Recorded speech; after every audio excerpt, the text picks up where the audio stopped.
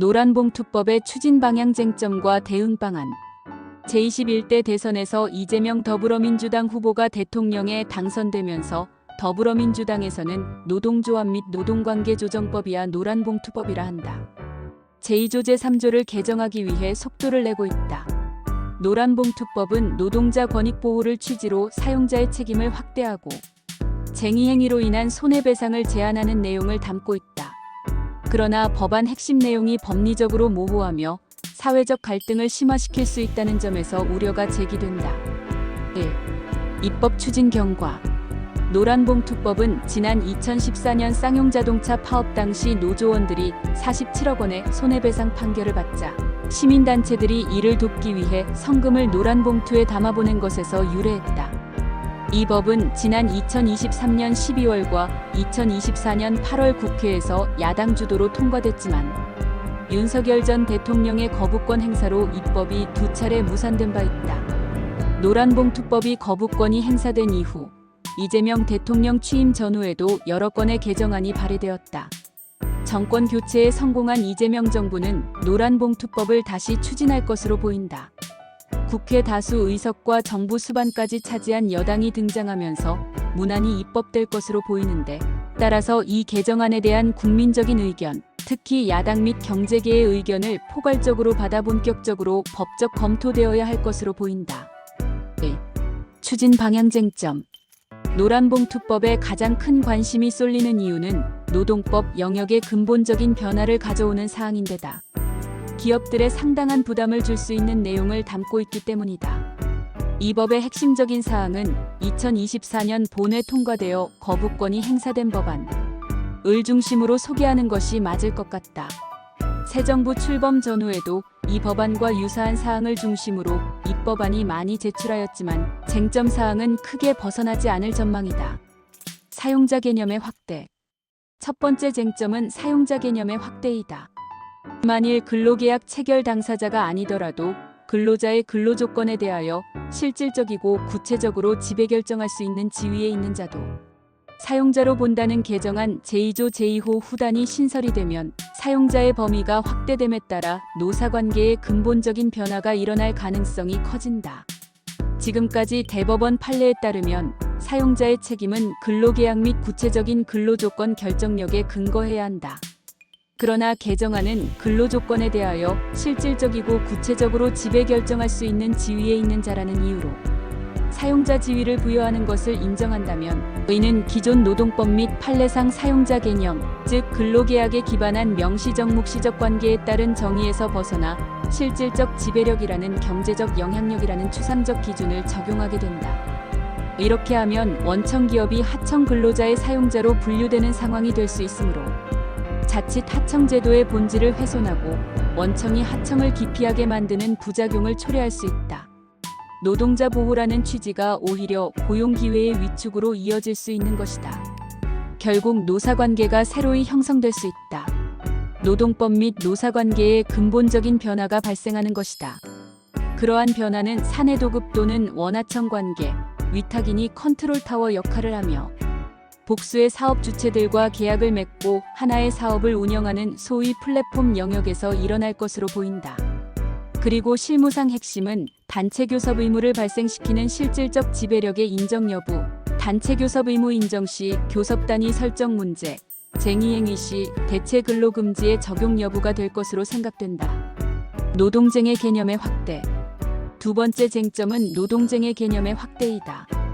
개정안 제2조 제5호의 쟁의행위의 개념을 현행 노동조합과 사용자 또는 사용자단체 간의 임금 근로시간 복지해고, 기타 대우 등 근로조건의 결정에 관한 주장의 불일치로 인하여 발생한 분쟁 상태를 단순히 근로조건으로 바꿈으로써 해고자 복직과 같은 이슈 등이 노동쟁의의 대상이 될 수 있어 그 범위가 크게 늘어난다.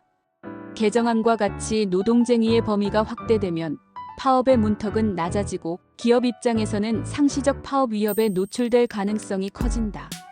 쟁의행위가 무분별하게 확대된다면 기업의 경영 안정성과 노동시장, 질서 모두 심각한 타격을 입을 수 있다는 우려가 나오는 이유다.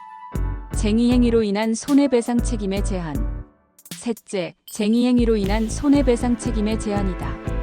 개정안 제3조 제1항에서 사용자의 손해배상 청구 제한의 범위에 이 법에 의한 단체 교섭 또는 쟁의행위 외에 그 밖의 노동조합의 활동도 추가함으로써 손해배상 책임을 제한하였습니다. 또한 개정안 제3조의 제2항을 신설하여 사용자의 불법 행위에 대하여 노동조합 또는 근로자의 이익을 방해하기 위하여 부득이 사용자에게 손해를 가한 경우 노동조합 또는 근로자의 배상 책임을 면제한다는 면책 규정을 신설하고 있습니다. 이는 타인의 불법 행위에 대하여 민법 제761조 제1항의 정당방위 규정이 있음을 고려해 볼 때 왜 이 규정이 필요한지 의문이 든다.